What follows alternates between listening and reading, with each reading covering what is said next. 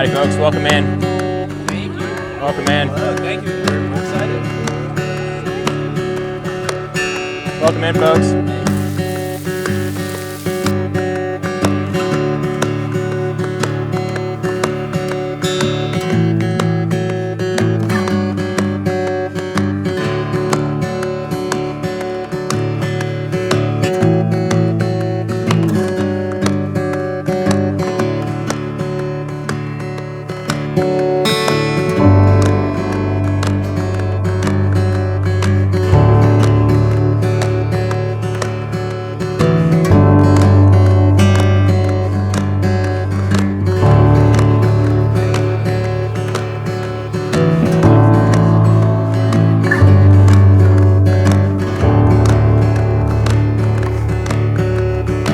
All right, we're ready to go with Millie. All right, here we go.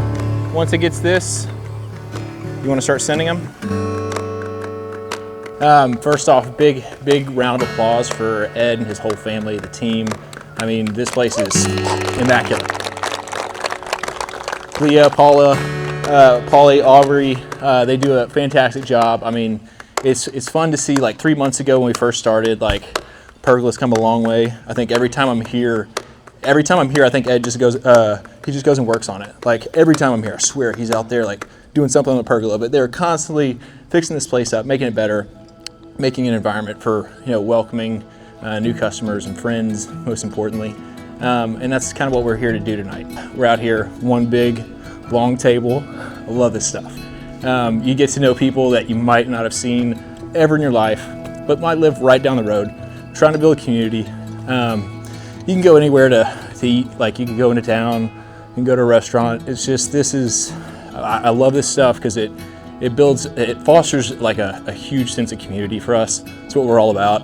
The first course I want to talk a little bit about, it's ratatouille. And for those that know me, I'm not a big tomato guy. I really don't like raw tomatoes. But I'm of the generation that there's a weird generation of chefs that came up on the movie Ratatouille. Probably half my crew is there. I'm not sure. I haven't talked to Jen. Jen, did you watch Ratatouille when you were growing up? Ratatouille, the movie with a little mouse. You liked it? Yeah. Okay. So see, Jen counts on that little segment of our crew. But I was like maybe 8 or 9 when we went and saw that movie. Little rat in a French kitchen. Really cool. Just kind of ignited a fire just under my butt. And we went and spent like $400 at the grocery store immediately after the movie. And this is like probably 2,000, like $400 for groceries. That was a lot. Like we were filling up the back end, middle seats and stuff. And I cooked that whole weekend. And honestly, it was a driving influence for me to get in the food business.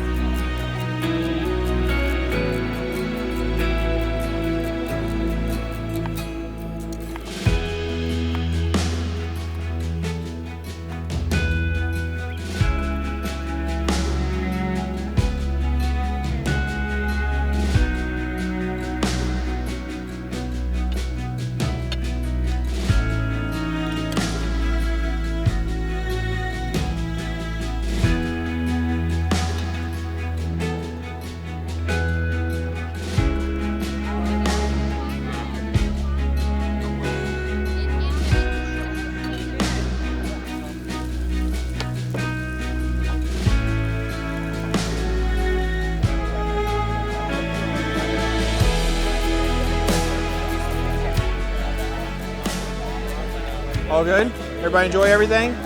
See lots of clean plates. I love to see that. Love to see that. Awesome. Everything good over here? Y'all enjoying everything?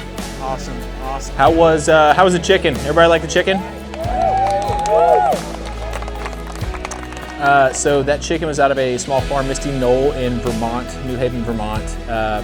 We got everybody was saying how good the chicken was. Everybody was saying how good the chicken was. Honestly, it's just great product from Misty Knoll Farm in New Haven, Vermont. Really good pasture-raised chicken. I'm just not a big fan of anything else. It's got to be raised in a pasture where they can go forage for whatever they want to eat. That's just how you get good chicken, and that was some incredible stuff. So, all we did was burn it and put some seasoning on it. So really, I'd like to thank the farmers. They did a great job there. But that was an incredible little plate. Had a little summer charred glaze over the veggies and the chicken. The mill scale table, that's what we're cooking on tonight. It's made by a company down in Texas. It does a wide variety of live fire cooking implements and rigs. That's the way we're able to get that serious char on it. That plancha, when we get it ripping, it's probably about 1,000 degrees.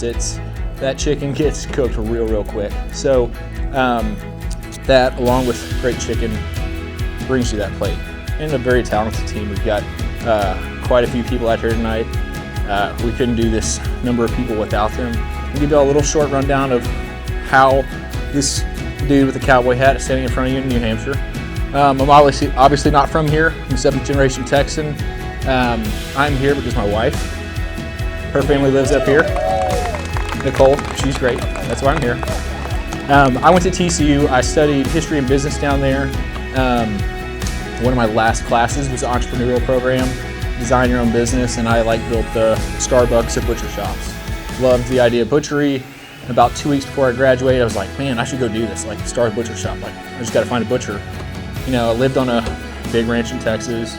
We have cattle, and it just the light bulb should have gone off quicker. I was like, oh, I could be the butcher. I don't know why it took me about 4 months to figure that out, but anyway, I graduated.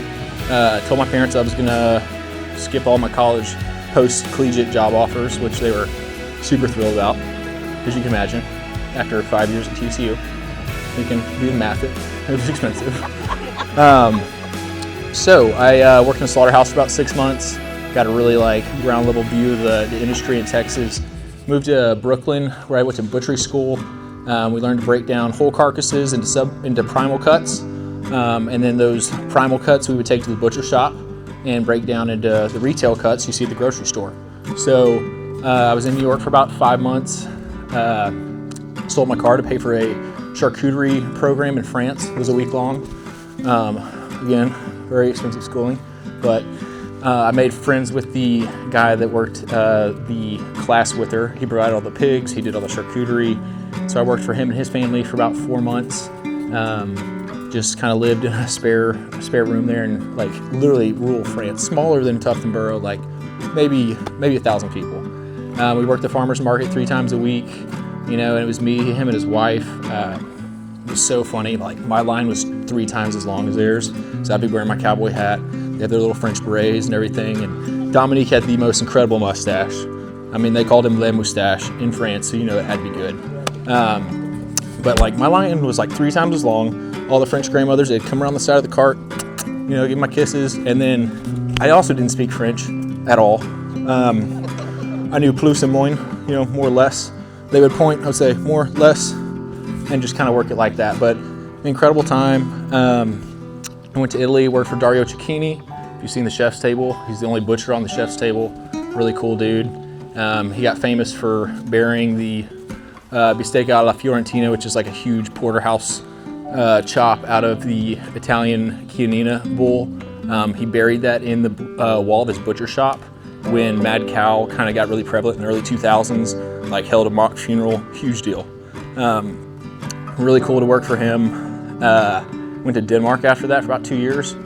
Worked in restaurants, catering shops, butcher shops, farms, all the above. Did a little bit of everything. Did 8 months in Peru. Worked at a restaurant chain there that just got its first star this past year with Renzo Garibaldi. Really cool guy down there in Lima. Really cool food culture.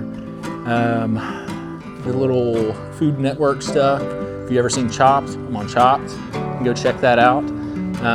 Interesting time. Not gonna tell you if I won. You gotta go watch it. It's available on Amazon Prime. And then I wound up in Dallas working in restaurants. I met my wife. We had our son, and we just knew that life would be better up here.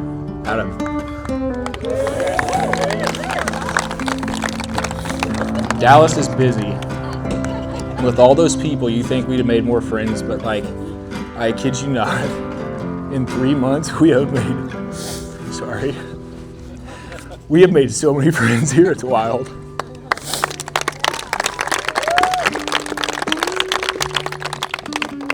and it is the quality of life is so much better. And so that's why we're here.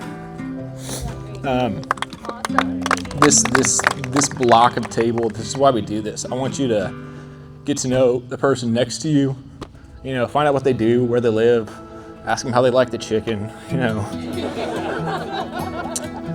But we're trying to build community. So we hope you come back. We hope you enjoyed this.